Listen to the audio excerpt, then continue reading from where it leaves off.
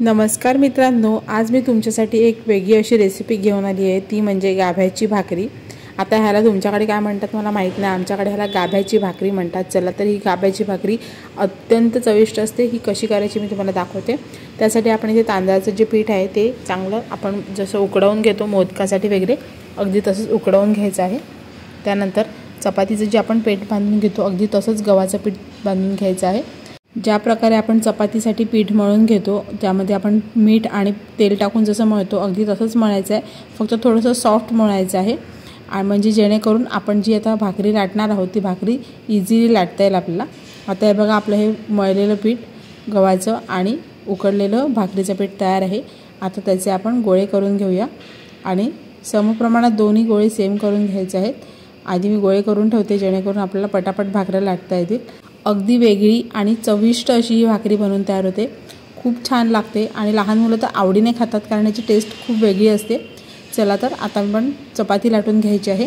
इकडे मी एक गव्हाच्या पिठाचा गोळा घेतला आहे आणि तो लाटून घेत आहे। बघा अशा प्रकारे, ज्या प्रकारे आपण पुरणपोळी जी बनवतो ना त्यामध्ये जसे आपण पुरण घालून बनवतो अगदी तशीच इथे आपण बनवून घेणार आहोत। गव्हाचं पीठ जे आहे ते लाटून घ्यायचं आहे आणि त्यामध्ये तांदळाच्या पिठाचा गोळा टाकून घ्यायचा आहे आणि हा गोळा त्या प्रकारे आपण पुरणपोळीसाठी बंद करतो, जसा गोळा चपातीची जी असते ती बंद करतो तशीच बंद करून घ्यायची पूर्णपणे। आणि त्यानंतर ह्याला आपण पीठ लावून लाटून घेणार आहोत। अगदी पुरणपोळीसारखंच लाटून घ्यायचं आहे।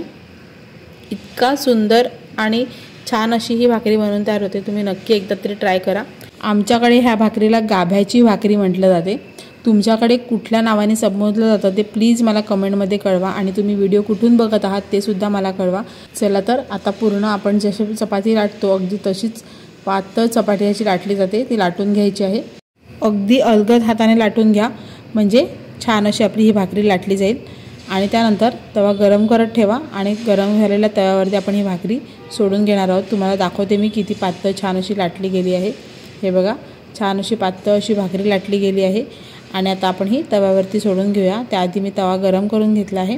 तवा चांगला गरम झाल्यानंतरच तव्यावर भाकरी सोडायची म्हणजे जास्त वेळ लागत नाही भाकरी भाजायला। हे बघा, आता दोन्ही साईडून छान अशी खरपूस आपण भाकरी भाजणार आहोत। कुठलीही भाकरी किंवा चपाती डायरेक्ट गॅसवरती भाजायची नाही, बऱ्याच जणांच्या घरी तशी भाजली जाते, परंतु आपल्या गॅसमध्ये एक विशिष्ट प्रकारचं केमिकल असतं, त्यामुळे ते केमिकल आपल्या शरीरासाठी हानिकारक असतं। त्यामुळे कधीही भाकरी भाजताना तव्यावरच भाजायची, गॅसवरती डायरेक्ट भाकरी भाजायची नाही किंवा चपातीसुद्धा भाजायची नाही। चला, सर्व साईडून मी छान अशी ही भाजून घेत आहे। त्याच्या काठ्या इथं थोड्या दाबून घ्यायच्या जेणेकरून चांगल्या प्रकारे भाजल्या जातील। त्यानंतर हे बघा, वरून आपण तूप लावून घेणार आहोत। इथे तूप तुम्ही डायरेक्ट तव्यावरती लावलं तरीसुद्धा चालेल किंवा खाली काढल्यानंतर चपाती किंवा भाकरी जी आहे ती आपण खाली काढल्यानंतर सुद्धा लावून घेऊ शकता। चला तर मी ह्यावरच तूप लावून घेत आहे आणि छान खरपूस अशी भाकरी भाजून घेतली आहे। खूप अप्रतिम लागते। व्हेज किंवा नॉनव्हेज दोन्ही बरोबर तुम्ही सर्व करू शकता, कशाबरोबर सुद्धा ही भाकरी चविष्टच लागते। नक्की एकदा तरी ट्राय करून बघा। ही बघा, एक भाकरी आपली बनवून झाली आहे। तुम्ही यामध्ये दोन लेअर बघू शकता, एक तर तांदळाच्या भाकरीचा आणि आपल्या चपातीचा। खूप सुंदर दिसते ही भाकरी दिसायला सुद्धा आणि खाण्यासाठी तितकीच अप्रतिम लागते। आणखीन सुद्धा दुसरी एक भाकरी तुम्हाला मी बनवून दाखवते, त्याप्रमाणे तुम्ही बनवून घ्या आणि ही भाकरी तेवढीच सॉफ्ट सुद्धा बनते। मी तुम्हाला मगाशी व्हिडिओच्या सुरुवातीला दाखवलीच, पुन्हा शेवटी सुद्धा दाखवते किती सॉफ्ट बनते। व्हिडिओचा स्पीड मी थोडा फास्ट केला आहे, नाहीतर भरपूर व्हिडिओ मोठी होईल आणि मग व्हिडिओ बघितली जात नाही, म्हणून फास्टमध्ये दाखवते। अगदी त्याचप्रमाणे भाजून घेतली आहे आणि वरून तूप लावून घेतलं आहे आणि ह्या तूप लावल्यामुळे ह्या भाकऱ्या बऱ्याच वेळ छान अशा सॉफ्ट राहतात, त्यामुळे तुपाचा नक्की वापर करा। चला तर गरमागरम आता आपण ह्या भाकऱ्या सर्व करूया। तुम्ही ह्या भाकऱ्या कशाबरोबर सुद्धा सर्व करू शकता, भाजीबरोबर किंवा नॉनव्हेजबरोबर, खूप सुंदर लागतात। नक्की ट्राय करून बघा।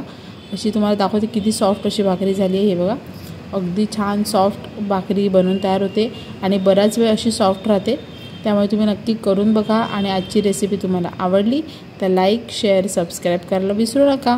आणि अशाच झटपट, सोप्या आणि अगदी इझी रेसिपी मी माझ्या चॅनलवरती अपलोड करत असते। अशाच सोप्या झटपट रेसिपींसाठी नक्की चॅनलला सबस्क्राईब करा आणि तुमच्या फ्रेंड्स आणि फॅमिलीबरोबर सुद्धा शेअर करा। चला तर पुन्हा भेटूया अशाच झटपट आणि सोप्या रेसिपींसह। तोपर्यंत बाय बाय।